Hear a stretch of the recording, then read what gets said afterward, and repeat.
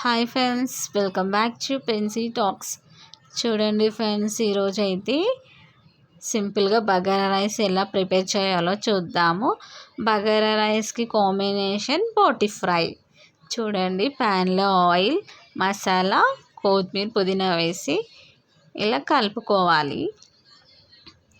చూడండి, కొంచెం colour change అయ్యే వారికి కలపాలి. కొంచెం దూరం నుంచి కలపండి, ఆయిల్ పడే ఛాన్సెస్ ఉంటుంది.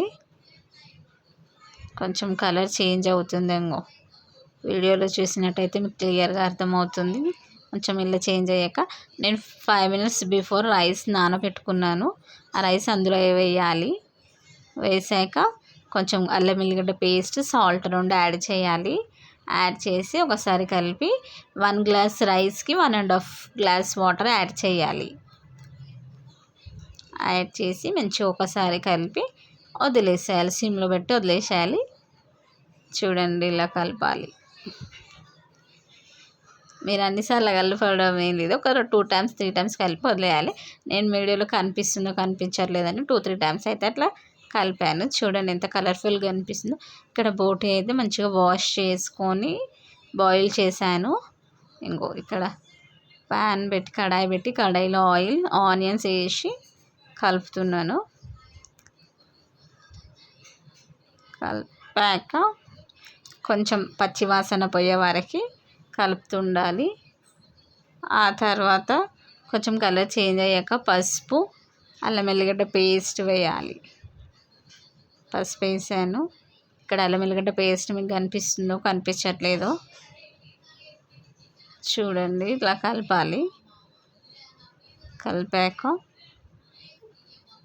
మంచిగా నీట్గా అల్లం ఎల్లిగడ్డ పేస్ట్ కనిపిస్తుంది కదా, ఫ్రై చేసుకోవాలి. ఆనియన్స్ ఫ్రై చేశాక మనం ముందుగా బోటి మంచిగా బాయిల్ చేసి పెట్టుకోవాలి, వాటర్ లేకుండా. బోటి వాష్ చేయడం అయితే నేను చూపించలేదు. బోటి బాయిల్ చేసేటప్పుడు అందులో కొంచెం పసుపు, ఉప్పు వేసి బాయిల్ చేసుకుంటే స్మెల్ రాదు. చాలా వరకు బోటి అంటే అందరు ఇష్టపడతారు, కానీ అది ప్రాసెస్ ఉంటుంది అనేసి ఎవరంతా కుక్ చేయడానికి ఇష్టపడరు. చూడండి, 2 టమాటాలు తీసుకొని కట్ చేసి అందులో వేసాను. టమాటా మంచిగా ఉడకాలి. మీరు ట్రై చేయని వాళ్ళు సింపుల్గా ఎలా చేసుకోవాలో. ఇంకా రైస్ కూడా అయిపోయింది మనకి. ఇక్కడ చూసిరా, రైస్ బగారా రైస్. చూడండి, టమాటోస్ కూడా మంచిగా ఉడికినాయి. అందులో కొంచెం కొత్తిమీర, పుదీనా వేసేయాలి. వేసాక ఇక్కడ చూడండి కొంచెం క్యాప్ పెట్టాను. బోటి వేయడం అయితే నేను చూపించలేదు. బోటి కొంచెం కారం, ఉప్పు వేసి క్యాప్ పెట్టిన, నేను వీడియో అయితే తీయలేదు. అన్నీ వేసుకొని కలపాలి.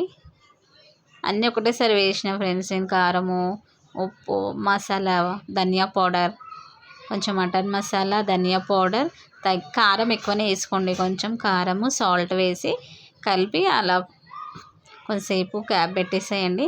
ఇక్కడ మనకి రైస్ చూడండి, రైస్ ఎలా అయిందో. రైస్ కలిపి చూపిస్తాను చూడండి.